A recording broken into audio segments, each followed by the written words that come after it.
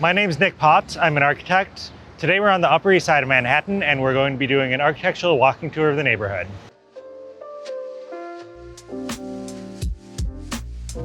So Manhattan's development was really a continual march upward up until we got to this point where we are now. The wealthy originally lived down towards the Battery around Bowling Green. In the 1830s, they moved further uptown to around Washington Square Park. Before the 1890s, they were all centered south of Central Park South. So it really wasn't until 1895 when Caroline Astor moved to 65th and 5th Avenue that it became acceptable for the old moneyed New York classes to live this far uptown. We are at the corner of East 79th Street and 5th Avenue.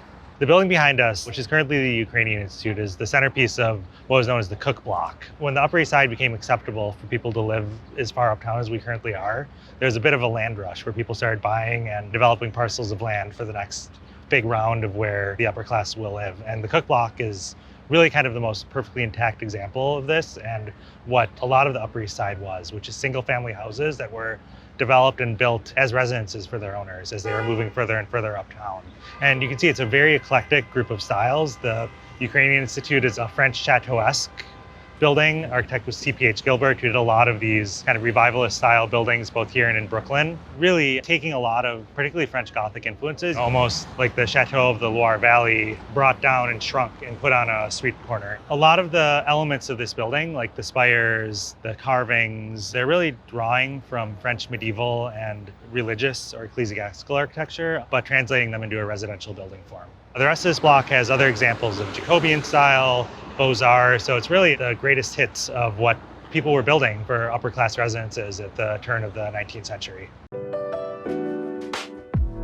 Right now we're in from 998 Fifth Avenue. So this is really one of the most important communal apartment buildings that remade the Upper East Side. When this was developed, it was around 1910. An apartment building of this scale really hadn't been taken up. It was rental, which may look interesting because it's a very large, very grand building, but the whole notion of someone owning a house in an apartment building was kind of not done. And this was a first experiment with A, attracting upper class buyers, and B, getting homeowners and urban dwellers to buy off on the idea of living in a communal building as opposed to a single family house. The architects of this, McKimby and White, were kind of the masters of reusing historic forms. It's essentially a giant Renaissance palazzo stretched up to gargantuan scale. And you can see in order to calm the scale of taking something that was originally much smaller and blowing it up to 3 times its size, they combined elements. The base of the building with this really kind of great pulvinated, which are the rounded edge, almost pillow-like rustication of the stones. It's 3 stories tall as opposed to 1. Things that would be cornices are turned into entire floors, such as the cartouche level and the level with the marble band, and then the top, which would be a cornice level. So they're kind of smartly taking the elements of a much smaller building and turning them into entire floors to help calm and balance the composition of the building's form. Now, inside of this building, it's actually quite interesting because the apartments themselves they're really mansions in the sky. If you think about arranging the scale of a house in a rectangle with multi-floor apartments and kind of these sprawling layouts that you expect in a mansion, it's kind of almost like a work of Jenga trying to fit the pieces together. And McKimby and White masterfully did that. You don't even notice if there's a double height or duplex apartment. Everything looks very even. It's a very kind of calm and proper arrangement of many apartments in one ultimately very simple rectangle. This actually predates the large additions to the Metropolitan Museum of Art. So McKimby and White did this in 1910, and their late additions to the Met Museum in kind of the left and right wings were actually after this. So this was the pioneer, and the museum kind of grew up around it.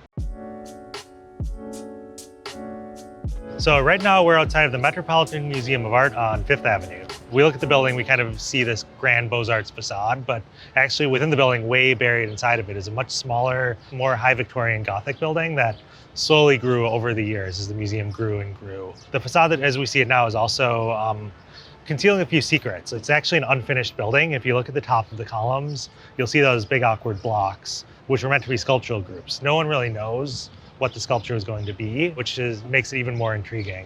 It's also showing a bit of the problematic nature of preservation, and particularly in a stone building, gravity really doesn't like stone. And as things deteriorate, particularly a limestone building like this that can't really survive a lot of freeze-thaw cycles, you end up having to put netting as we're waiting for buildings to be restored. It's interesting to think that the same architects who are working on this were working on the same apartment buildings that we've been looking at throughout the neighborhood. So these architects, as the profession is growing, people really didn't specialize in being a museum architect or an apartment architect. You were really just an architect and taking on a bunch of different typologies. Right now, we are on Park Avenue near 67th Street in front of the Park Avenue Armory. So the Park Avenue Armory is a survivor from the pre-electrification of the Park Avenue rail line. It's essentially a military building where the 7th Regiment, who was primarily made up of people who lived in the neighborhood, it was nicknamed the Silk Stocking Regiment. So it was, people who had served in the military who were from slightly fancier backgrounds. It's kind of a high Victorian Gothic fantasy on a castle. It's a little bit of polychrome. It is missing its central tower. Originally had a much taller tower in the center, which didn't survive. What's most notable about the building, however, is its interiors.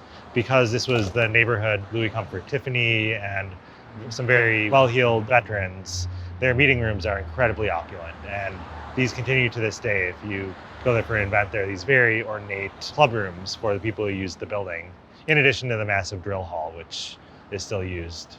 The language of the building really proclaims its military use. Particularly if you look at the top of the building, there are these core bells that kind of poke out. It almost looks like the rampart on the top of a castle.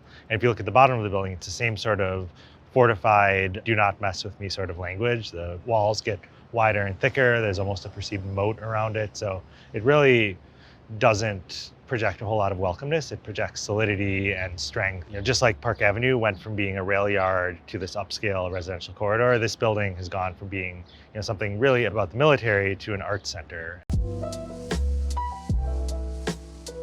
We're on the corner of 76 and Madison outside of the Carlyle Hotel. So the Carlyle is really important to the Upper East Side. It's really the social heart of this neighborhood. It's also a really interesting moment in the acceptance of a hotel as an acceptable living environment. And this building, it may operate as a hotel, but it's a combination of long-term co-op living and hotel rooms. So for someone who doesn't want to buy into an apartment, this sort of building, when it was built in 1930, was exactly what they were looking for. In terms of its built form, this building is also really fascinating in that it's almost perfect encapsulation of what happened after the 1916 zoning code, which reshaped what a New York skyscraper is. Following 1916, there was a need for setbacks to preserve the light and air on the streets surrounding tall buildings. And you see that with the Carlyle. There's a limited street wall, and the building cascades and steps further and further and back from the sidewalk as it gets taller. Because it was built in 1930, it's also a really great example of Art Deco streamlined style, which is kind of a perfect stylistic move for a setback tower like this. The detailing, kind of the hallmarks of Art Deco style, you can see in the parapets. There's chevrons, there's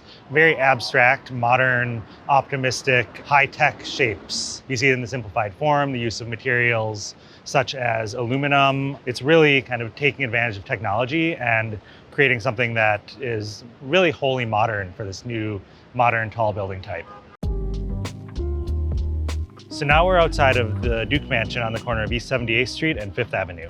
The Duke Mansion is a Louis XV kind of severely neoclassical house. It actually replaced the Victorian house that had existed here for only 26 years. So the people who built this, the Dukes, were really trying to make a statement. And the statement they decided to make was one of relevance. And by taking this royal style, this is the Petit Trianon brought to 5th Avenue, they're really trying to legitimize themselves and their wealth, which maybe wasn't as old money or as rooted as some of their neighbor. This is really a house that was designed for entertaining. If you watch The Gilded Age, this house is essentially the Russell's house. It's a place to make a statement, to show that you've arrived in New York and New York society. And what other way to do that than to build essentially a royal palace? One of the major motifs of a palace of this style, which this is aspiring to be, is a bel étage, which is a room for entertaining. Usually if you're in France, it's up a level because the street is for animals, it's for business. Because here we don't have that. It's slightly lower and it's a residential neighborhood, and so the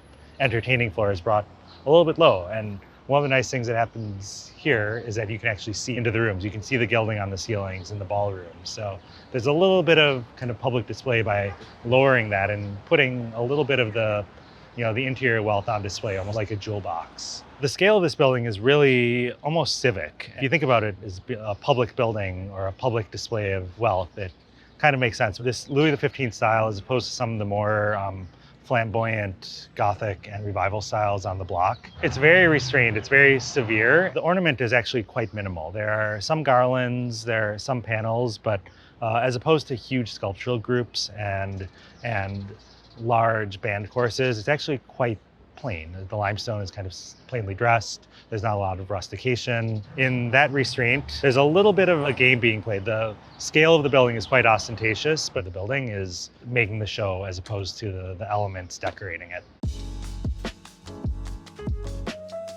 We are on the corner of 75th and Madison, outside of what used to be the Whitney Museum of American Art. This building has several interesting stories behind it. The first, if we look purely in terms of style, it's a bit out of place for what we've been seeing in the Upper East Side. It's a brutalist building. It's very aggressive in its form. It steps out over the sidewalk. It has very blank faces towards the street, and that was intentional. This is a building that was designed to stand out and to be something totally different than its surrounding environment. And if you think about the townhouses and the hotels and the former mansions of the Upper East Side, this is something totally other, and it's befitting of a modern museum building that is meant to exhibit art. The museum is really a work of art in and of itself. It's a sculptural building, but it's not totally without context. Most brutalist buildings of the period, this is the late 1960s, were made of concrete, and here it's clad in stone, a warmer, more natural material that is responsive to the context and the materiality of the buildings in the Upper East Side. In terms of its form, it may look very aggressive and out of scale, but if you see the cornice line of the houses to the south is more or less carried over. So there's a little bit of a play and a subversion of the scale of the neighborhood and its surrounding buildings. It's definitely trying to stand out, but it's doing so by responding to and rejecting the rules of the game of the neighborhood that surrounds it. It's also responding to its interior layout and its use, which is something that in a lot of the apartment buildings you don't really see. You're using the facades are concealing the complicated nature of the interior plan. Here in the Whitney galleries, you can see the 3 floors of galleries, each expressing itself as a volume as it faces the street. And the windows give little glimpses. Art doesn't really like direct light, so it's doing it in a very minimal way that makes the interaction of the public in the interiority of the galleries and the neighborhood kind of a veiled and framed one. The Whitney, as it was built here in 1968, almost became a victim of its own success. It was so popular that it needed to expand, and the building being so sculptural and also in an historic district made that actually impossible. There are a lot of proposals thrown around, but including expanding where the townhouses to the right are, but simply it couldn't be done, and they ended up moving off-site. And one of the ironies of the building being a victim of its historic district is that it itself is now considered an historic building and really can't be modified.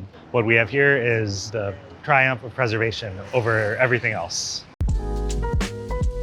Right now we are in front of 740 Park Avenue, probably the most well-known of any of the Upper East Side co-op buildings. What makes it really interesting is it exists on land that was originally not very well thought of. Park Avenue, up until 1910, was a railroad yard.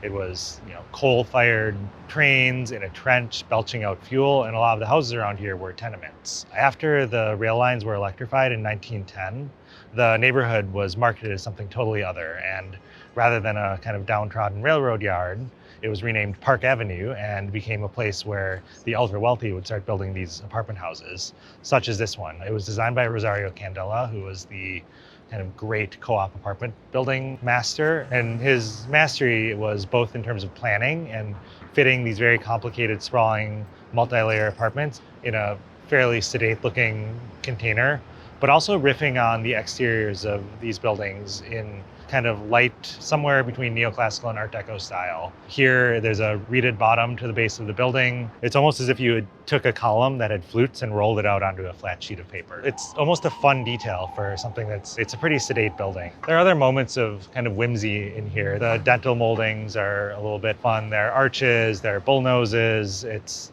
exuberant, but it's never doing too much or calling too much attention to itself.